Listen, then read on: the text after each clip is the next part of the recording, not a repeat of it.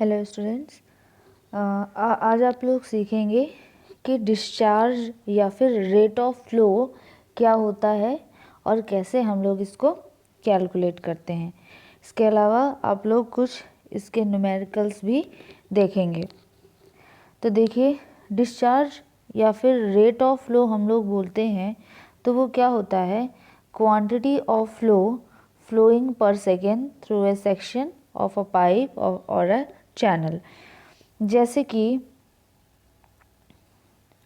मान लीजिए ये एक पाइप है और इस पाइप से होकर कुछ वाटर जो है वो यहाँ से ऐसे पास हो रहा है। तो एक सेक्शन हम डिसाइड कर देते हैं और इस सेक्शन से कितना वाटर पर सेकेंड में क्रॉस हुआ या एक सेकेंड में कितना वाटर यहाँ से क्रॉस हुआ, उसका अगर हम लोग वॉल्यूम निकालते हैं तो इसे हम लोग बोलते हैं रेट ऑफ फ्लो या फिर डिस्चार्ज। इसको रिप्रेजेंट करते हैं हम लोग कैपिटल क्यू से। तो कैपिटल क्यू अगर हम बोल रहे हैं कि वॉल्यूम पर सेकेंड है तो मतलब वॉल्यूम पर सेकेंड है, तो मतलब इसका यूनिट क्या होगा, मीटर क्यूब पर सेकेंड। कहीं कहीं पर आपको मास रेट ऑफ फ्लो निकालने के लिए भी बोला जाएगा। तो मास रेट ऑफ फ्लो क्या होता है, ज़रा ये देख लेते हैं। मास रेट ऑफ फ्लो मतलब मास पर यूनिट टाइम, ये आपका मास रेट ऑफ फ्लो होगा। Mass density equal to mass by volume, यानी mass equal to density into volume. तो density into volume divide by time. अब वॉल्यूम को हम लिख सकते हैं cross sectional area multiplied by कोई भी एक डिस्टेंस। तो मान लीजिए हम उस डिस्टेंस को x से रिप्रेजेंट कर रहे हैं, डिवाइड बाई टाइम। तो x बाई टी जो होगा वो क्या होगा, वेलोसिटी होगा। एक डायरेक्शन में चली गई डिस्टेंस डिवाइड बाई उस डिस्टेंस को कवर करने में कितना टाइम लगा, ये उसकी वेलोसिटी होगी। मतलब rho into A into V, V मतलब वेलोसिटी। अब ये ए इंटू वी क्या होता है, क्यू होता है। तो मतलब mass rate of flow equal to density into rate of flow. यानी अब ये जो मास रेट ऑफ फ्लो की बात हो रही है उसका यूनिट क्या होगा, मास पर सेकेंड, मतलब कि केजी पर सेकेंड। ठीक है, ये इसका यूनिट होगा।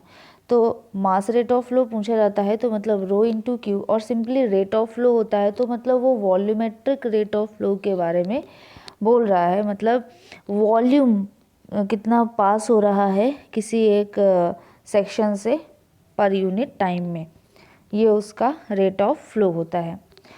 जब इनकम्प्रेसिबल फ्लूइड होता है तो हम लोग जो है वॉल्यूम को बेस मानते हैं। मतलब ये देखिए यहाँ पर क्वांटिटी है, किसी भी क्वांटिटी। तो जब हम लोग बात करते हैं इनकम्प्रेसिबल यानी फ्लूइड की बात करते हैं तो हम लोग वॉल्यूमेट्रिक रेट ऑफ फ्लो लेते हैं।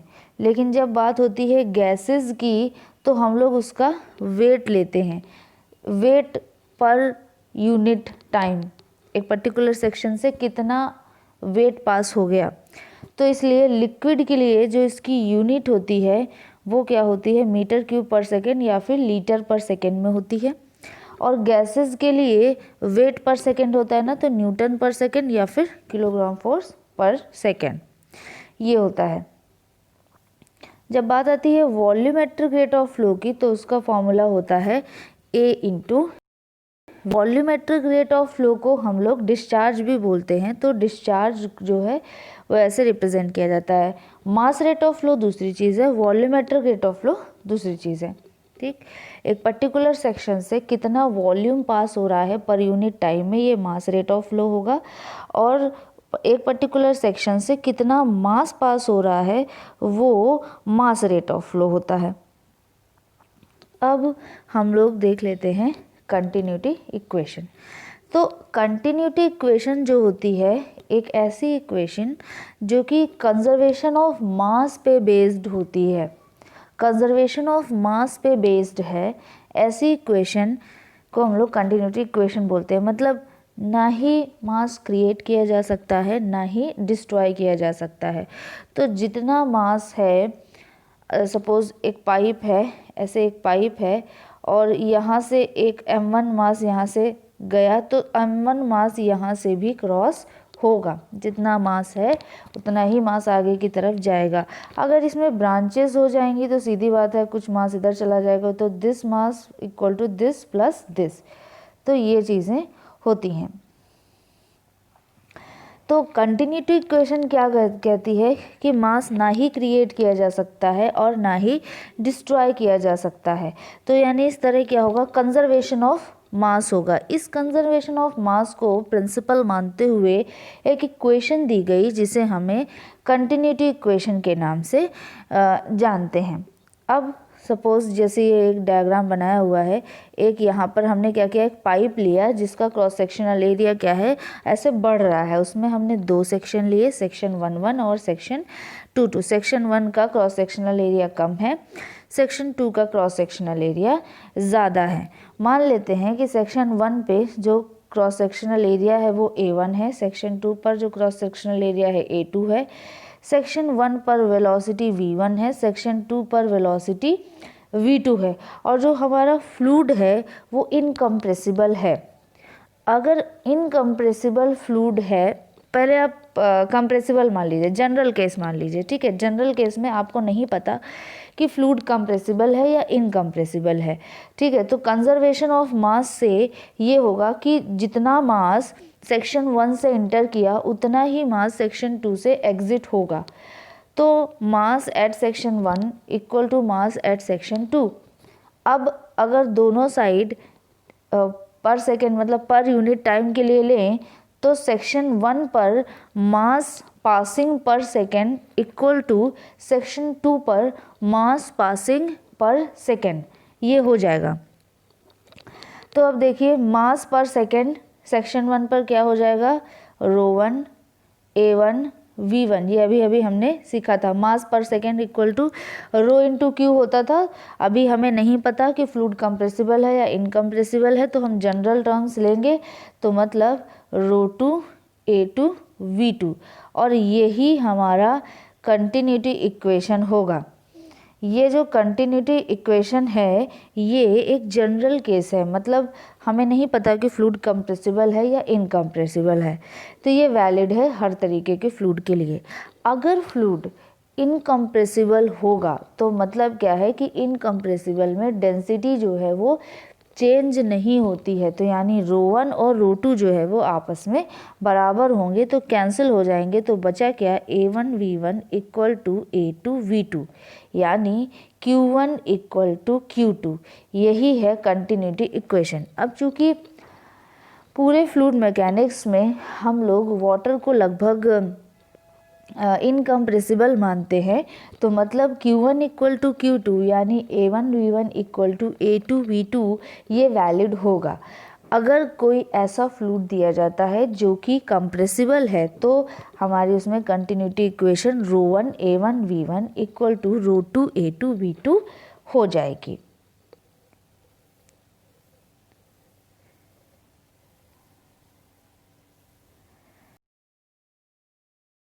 एग्जाम्पल्स यानी न्यूमेरिकल्स देखते हैं।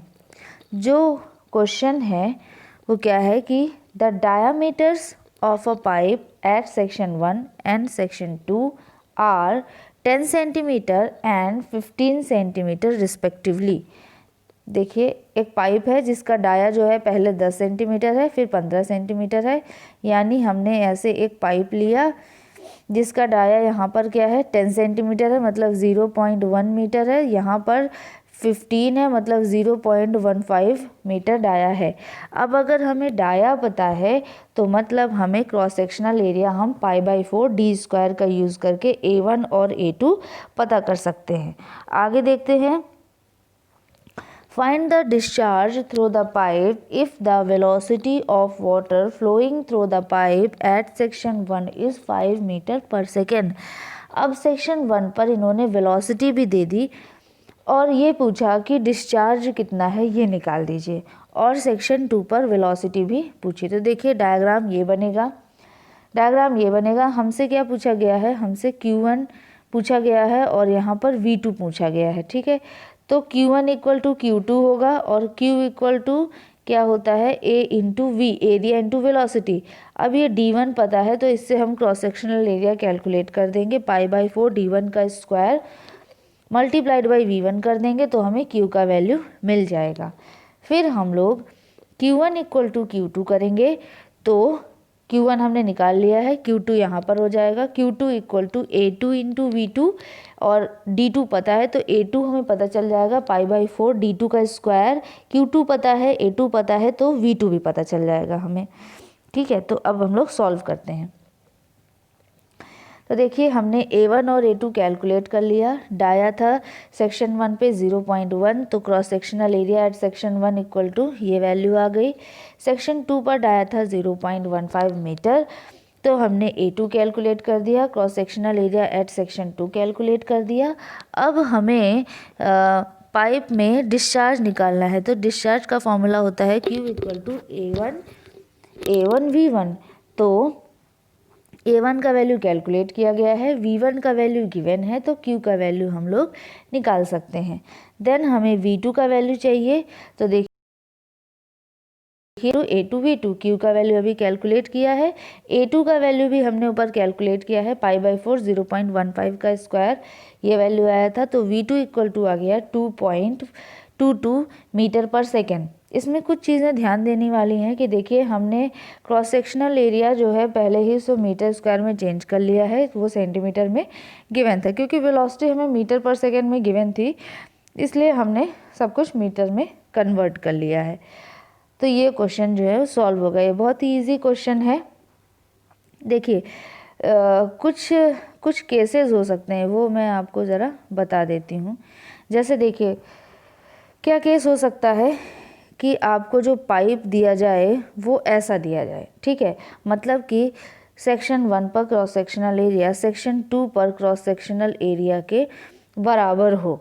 अगर ऐसा है तो इस केस में भी Q1 इक्वल टू Q2 होगा, यानी A1 V1 equal to A2 V2 होगा। अब A1 और A2 बराबर है तो मतलब V1 इक्वल टू V2 होगा। ये तब है जब सेक्शन 1 पर क्रॉस सेक्शनल एरिया सेक्शन 2 पर क्रॉस सेक्शनल एरिया के बराबर है। Q1 Q2 बराबर होगा, A1 A2 बराबर होगा, V1 V2 भी बराबर होगा। ये पहला केस। दूसरा केस क्या हो सकता है कि ये ऐसा, मतलब अब क्रॉस सेक्शनल एरिया सेक्शन 1 पे क्रॉस सेक्शनल एरिया सेक्शन 2 पर क्रॉस सेक्शनल एरिया के बराबर नहीं है, लेकिन इस केस में भी Q1 इक्वल टू Q2 होगा, यानी A1 V1 equal to A2 V2 होगा। अब आपको डायग्राम को देखकर ही पता चल रहा है या गिवन डाया को देखकर पता चल रहा है कि जो A1 है वो कम है और A2 ज़्यादा है। A1 कम है, A2 ज़्यादा है, तो सीधी बात है कि चूँकि Q1 इक्वल टू Q2 है, इसलिए इसको बैलेंस करने के लिए सेक्शन 1 और सेक्शन 2 का जो वेलोसिटी आएगा उसको अगर हम कंपेयर करेंगे तो हमें ये मिलेगा कि V1 जो है वो ज़्यादा होगा V2 से। मतलब कि अगर सेम फ्लो जो है वो पास हो रहा है ए से सेक्शन 1 से सेक्शन 2 की ओर और आगे बढ़ने पर क्रॉस सेक्शनल एरिया बढ़ रहा है, तो सीधी बात है कि वेलोसिटी जो है वो कम हो जाएगी, ठीक। अब अगर इसी का जस्ट अपोजिट लिया जाए कि क्रॉस सेक्शनल एरिया क्या हो जाए, कम हो जाए, ये सेक्शन 1 है, ये सेक्शन 2 है, अभी भी Q1 equal to Q2 valid होगा। अब क्या हो रहा है, A1 जो है वो ज़्यादा है और A2 जो है वो कम है। A1 V1 equal to A2 V2। अगर ऐसा केस है तो अब क्या हो जाएगा कि A1 चूँकि ज़्यादा है और A2 कम है, तो आगे बढ़ने पर क्या हो जाएगा, वेलोसिटी जो है वो बढ़ने लगेगी। मतलब V1 ज़्यादा होगा, V1 कम होगा और V2 जो है वो ज़्यादा हो जाएगा। तो इन चीज़ों को आपको विजुअलाइज करना होगा। फोर्थ केस क्या हो सकता है कि अब ये एक पाइप है, आगे जाने पर इसमें क्या हो जाए, कुछ ब्रांचेस हो जाएं। सपोज ये Q1 इधर फ्लो होगा, इधर Q2 फ्लो होने लगे और इधर Q3 फ्लो होने लगे। तो अब कंटिन्यूटी इक्वेशन क्या बनेगी, Q1 equal to Q2 plus Q3। Direction आपको ध्यान रखनी है, क्योंकि देखिए डायरेक्शन क्या है, फ्लो इधर से जा रहा है और इधर इधर आगे बढ़ रहा है। मतलब Q1 equal to Q2 plus Q3। ठीक है, तो यहाँ पर कंटिन्यूटी इक्वेशन कुछ ऐसे लगेगी। मान लीजिए फिर से आपको कुछ ऐसा डायग्राम दिया गया है, और अब देखिए फ्लो का डायरेक्शन ये Q1, इधर से Q2 और इधर से Q3।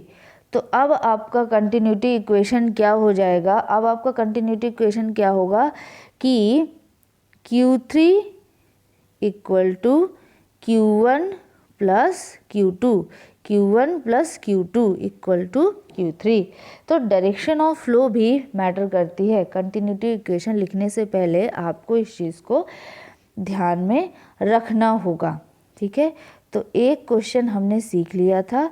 अब हम लोग दूसरा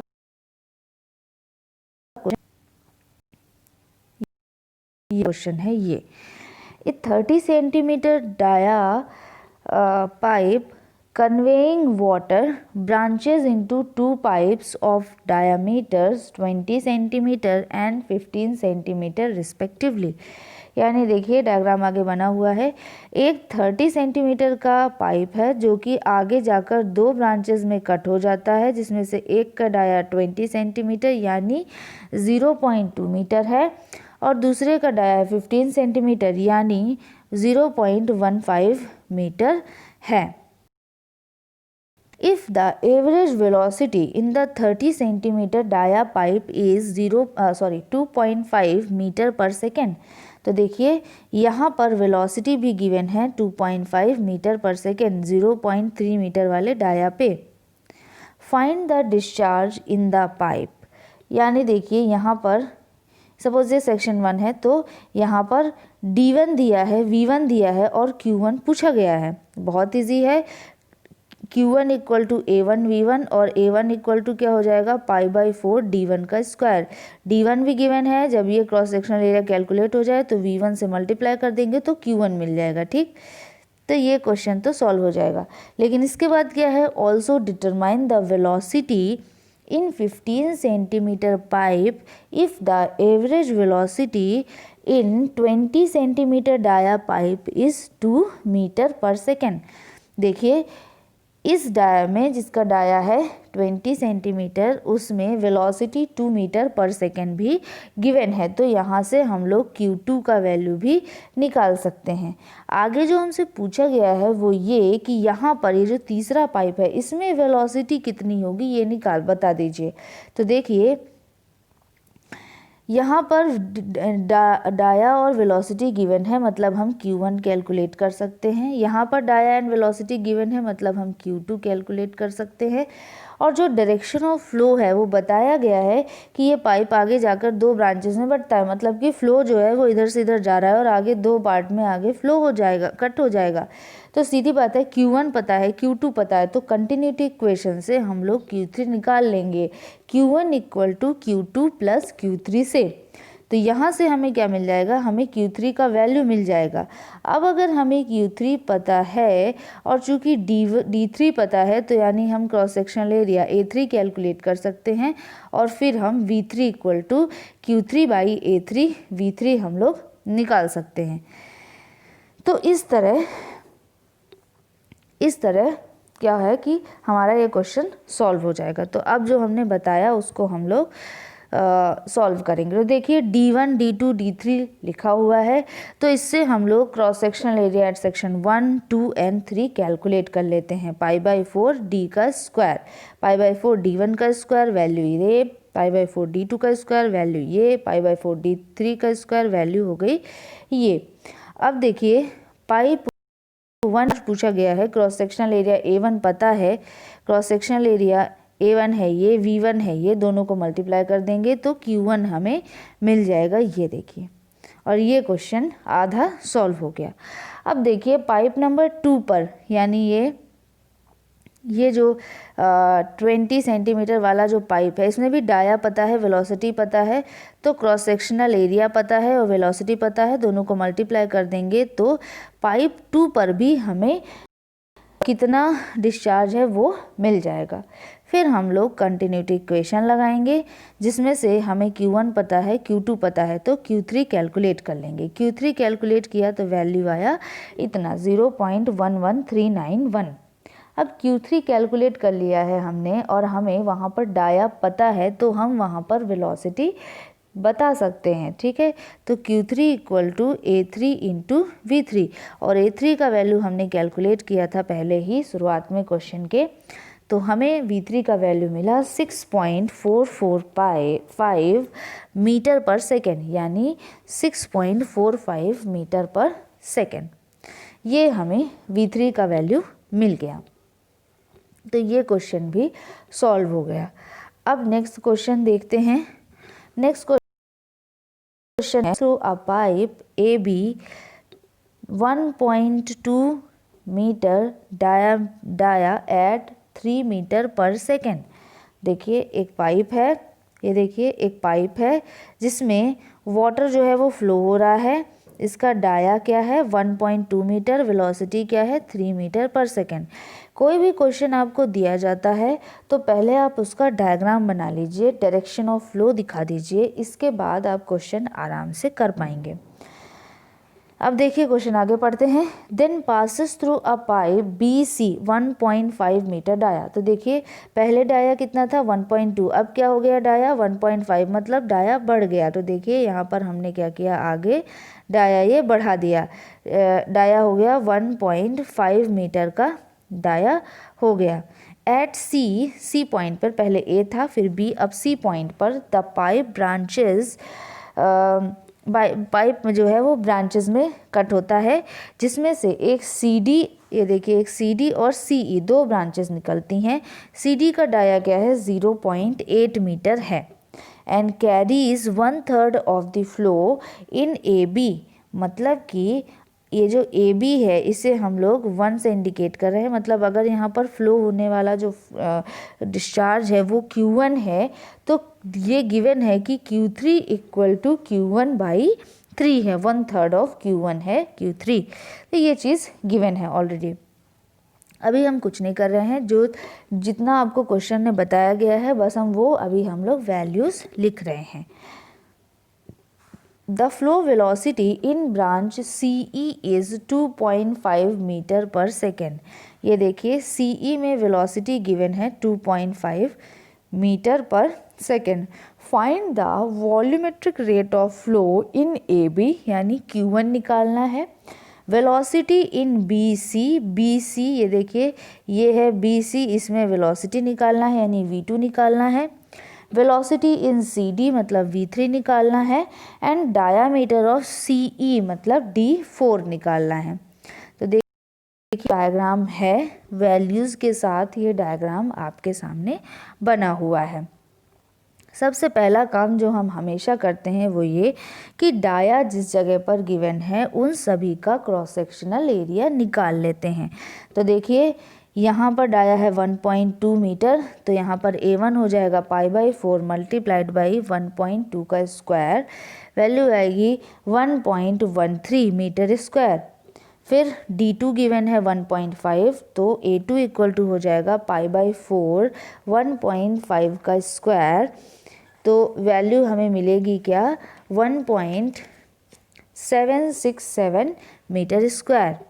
फिर तीसरा पाइप है D3 0.8 मीटर, इसका भी हम लोग क्रॉस सेक्शनल एरिया निकाल लेंगे। π/4 0.8 का स्क्वायर इक्वल टू आएगा 0.5027 मीटर स्क्वायर। ठीक, इतनी चीज़ें कवर है। हमने क्या किया, सिर्फ जहाँ जहाँ पर डाया गिवन था हमने उसका क्रॉस सेक्शनल एरिया निकाल लिया। सबसे पहला क्वेश्चन जो इसमें पूछा गया है वो ये कि सेक्शन 1 पर या पाइप 1 पर डिस्चार्ज कितना हो रहा है। तो देखिए क्रॉस सेक्शनल एरिया भी पता है, हमें यहाँ पर वेलोसिटी भी पता है, दोनों को मल्टीप्लाई कर देंगे तो हमें क्या मिल जाएगा, Q1 मिल जाएगा। तो देखिए यही काम यहाँ पर किया गया है।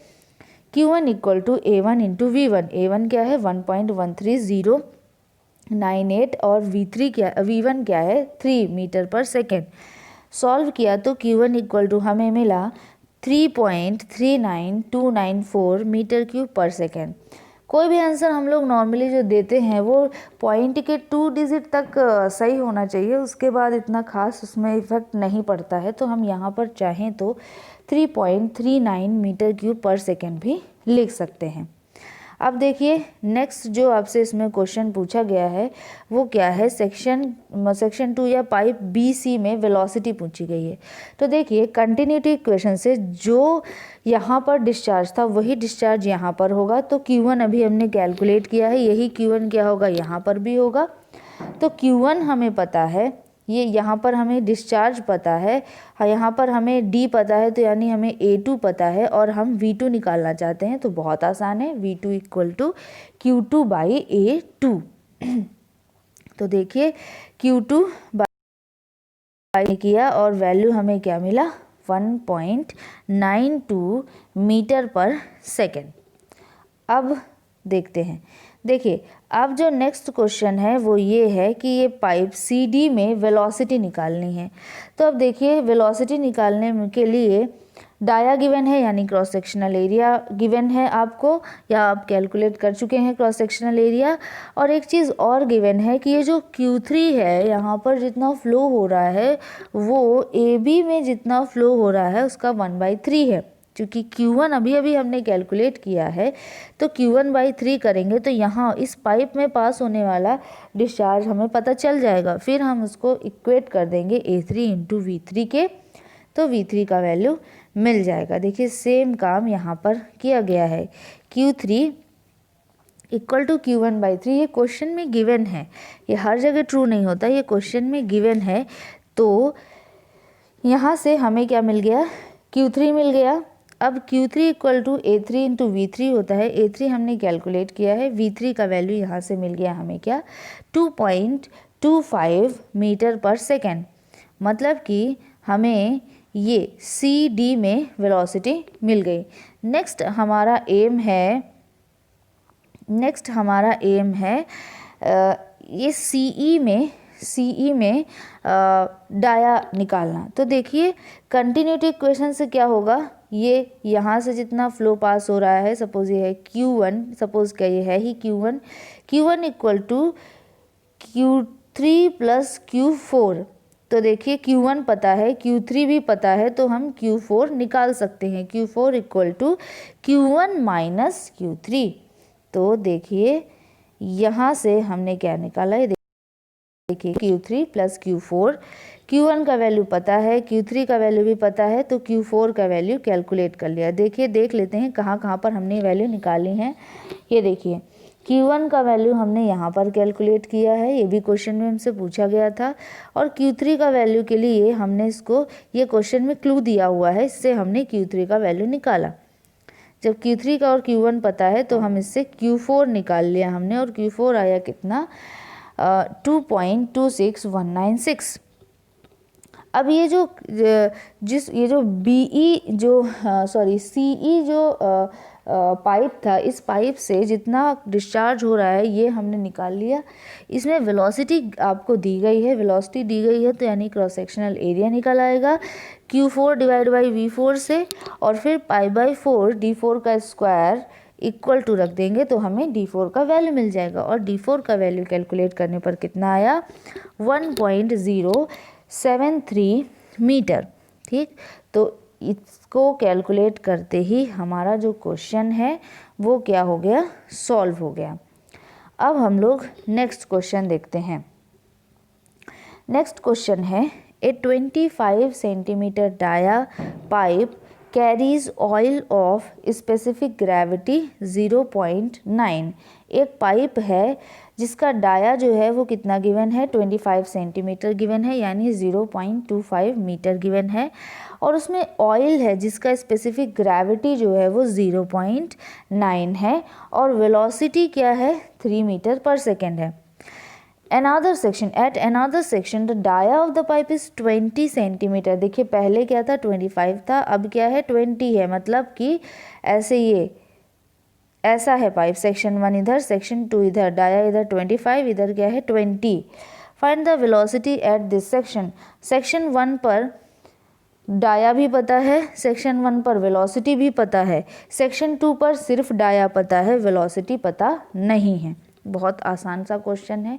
हम लोग क्या करेंगे, कंटिन्यूटी इक्वेशन लगाएंगे, Q1 इक्वल टू Q2 लगाएंगे, तो Q1 यानी A1 इंटू V1 और Q2 यानी A2 इंटू V2। तो A2 तो हमें पता है लेकिन V2 नहीं पता है, और Q1 में A1 और V1 दोनों पता है, तो सिर्फ एक ही अननोन बचता है V2, जो हम लोग कैलकुलेट कर लेंगे। इसके बाद इसमें मास रेट ऑफ फ्लो भी निकालना है। तो मास रेट ऑफ फ्लो मैंने शुरुआत में ही बताया, मास रेट ऑफ फ्लो क्या होता है, density of that liquid multiplied by discharge. तो डिस्चार्ज A1 इंटू V1 से निकल आएगा डिस्चार्ज, और उसको डेंसिटी ऑफ ऑयल से मल्टीप्लाई कर देंगे। चूँकि यहाँ पर स्पेसिफिक ग्रेविटी गिवन है, तो यानी density equal to specific gravity multiplied by mass density of water, यानी 1000 kg पर मीटर क्यूब। इस तरीके से क्वेश्चन सॉल्व हो जाएगा। तो देखिए सॉल्व करते हैं। डाया गिवन है 0.25 मीटर, उसका क्रॉस सेक्शनल एरिया निकाल लिया। तो क्रॉस सेक्शनल एरिया निकालेंगे तो 0.25 का स्क्वायर, इससे आप क्रॉस सेक्शनल एरिया निकाल सकते हैं, ठीक। और V1 की वैल्यू है 3 मीटर पर सेकेंड। अभी देखिए डाया गिवन है A1 कैलकुलेट कर लिया, V1 गिवन है V1 equal to A2, D2 given है A2 कैलकुलेट कर लिया, और यहाँ पे V2 एक अननोन है, तो ये पूरा सॉल्व हो जाएगा, V2 की वैल्यू प्रोवाइड कर देगा। तो ये देखिए, ये डिस्चार्ज सेक्शन 1 पर डिस्चार्ज क्या हो जाएगा, π/4 D1 का स्क्वायर मल्टीप्लाइड बाई V1।